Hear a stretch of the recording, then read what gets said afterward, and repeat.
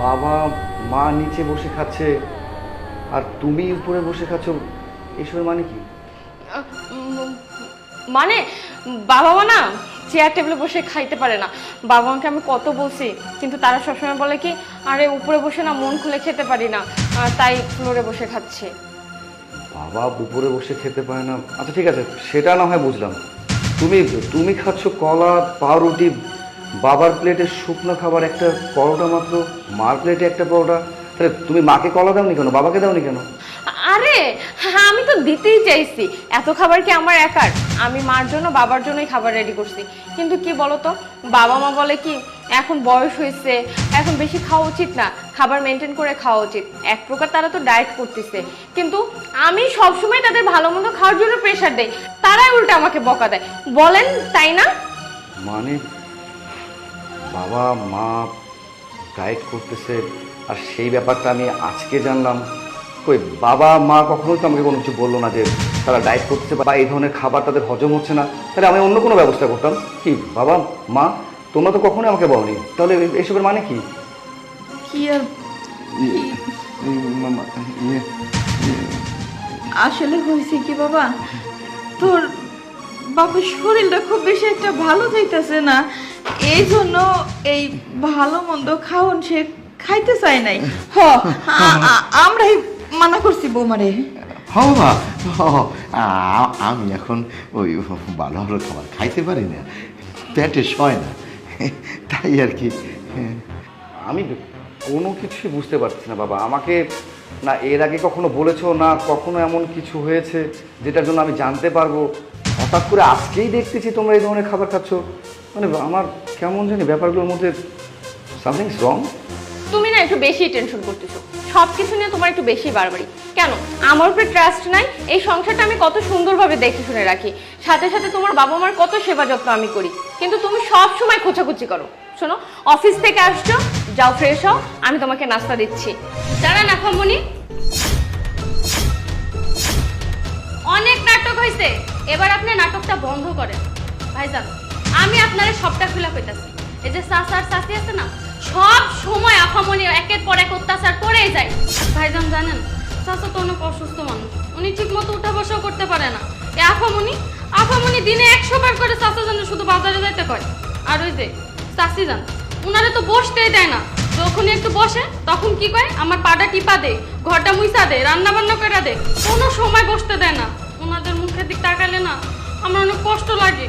ভাইজান এই সময় আমি আপনারে কদিন অনেক চেষ্টা করছি, যখনই ভাবলাম আপনার আমি কমু, তখনই আফামনি আমারে বলছিল যে আমি যদি আপনারে কয়া দিই তাহলে আমার জানে মেরা ফেলবো, আমার চাকরিতে রাখবো না।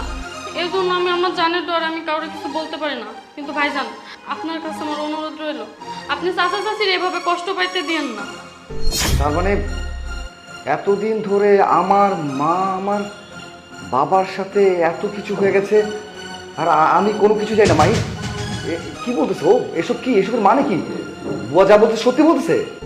আশ্চর্য, আমি তোমার ওয়াইফ, ঘরের স্ত্রী, তুমি আমার কথা বিশ্বাস না করে সামান্য 2 টাকা একটা চাকরানির কথা বিশ্বাস করতেছো? ও তো বানায় বানায় বলতেছে। কেন বলতেছে জানো?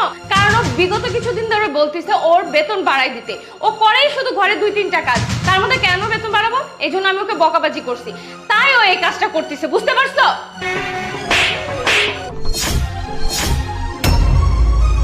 আর একটা মিথ্যা কথা বলবে না, একটা মিথ্যা কথা বলবে না। অনেক অনেক হয়েছে, অনেক নাটক করেছো তুমি আমার সাথে, আর কোনো নাটক তুমি আমার সাথে করবে না। তুমি কার সাথে এমন করেছো? হ্যাঁ, কার সাথে এমন করেছো?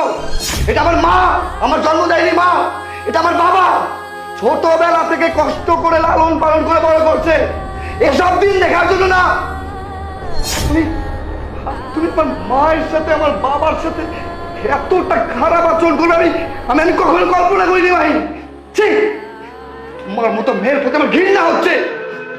আমার বাবাকে আমার মাকে তুমি এতটা কষ্ট দিয়েছো, তাই তো বলি। হ্যাঁ, আমার মা ডায়েট করতেছে, আমার বাবা ডায়েট করতে, কোনোদিন আমাকে কোনো কিছু বললো না, আজকে হঠাৎ করে কেন? হ্যাঁ, কিসের জন্য? আরে আমার বাবা কত কষ্ট করছে আমার জন্য, রক্ত ঘাম পানি করছে, এই পর্যন্ত এমনি এমনি আসেনি। বউ হিসাবে যদি তোমার অধিকার থাকে আমার প্রতি, এই সংসারের প্রতি, আমার বাবা মার অধিকার আছে তার চেয়েও বেশি। কিন্তু তুমি তুমি যেটা করেছো সেটা আমার বাবা আমার ভাইয়ের সাথে অনেক অন্যায় করেছো। আমার কলিজা তারা, এই পৃথিবী একদিকে, আমার বাবা আমার মা একদিকে, তাদের সম্মান নিয়ে যদি কেউ এইভাবে চিনিমিনি গেলে আমি তাকে কখনোই ক্ষমা করবো না। তোমার মতো একটা মেয়ের সাথে অন্তত আমি আর একটা সেকেন্ড থাকবো না। আজকের মধ্যেই আমি তোমাকে ডিভোর্স দেবো। যে মেয়ে আমার আমার বাবাকে আমার মাকে সম্মান করতে পারে না, তার সাথে অন্তত আমি আর এক মুহূর্ত থাকতে চাই না। তুই এখনই আমার বাসা থেকে বেরিয়ে যাবি, যাও। দয়া করে আমাকে আমাকে বের করে দিও না। আমি কোথায় যাব বলো? মা, বাবা, আমার ভুল হয়ে গেছে। আপনাদের সাথে আর কখনো আমি এরকম খারাপ আচরণ করব না। আমাকে মাফ করে দেন।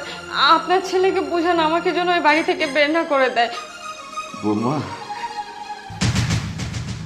আমগো এই খোকা না যখন ছোট ছিল আমরা ওরে অনেক অনেক কষ্ট করে কোলে পিঠে করে মানুষ করছি। কত স্বপ্ন ছিল আমগো খোকা বড় হইব, ঘরে একটা বউ আনবো। আমাগো যখন বয়স হয়ে যাইব তখন আমগো এই ছেলের বউ আমগরে সেবা যত্ন করব। আমাগো নাতিপুতি নিয়ে আমরা খেলাধুলা করুম, সময় কাটাবো। বৌমা গো, বৌমা, তোমার যখন আমগো মতো বয়স হইব, তুমি যখন শাশুড়ি হইবা তখন বুঝতে পারবা। এখন তো বুঝতেছো না, তোমার অল্প বয়স, তোমার কোনো দোষ না। কি গো, তাই না? এই এখন নির্লজ্জের মতো এখানে দাঁড়িয়ে আছিস কেন? বেরো, বেরো।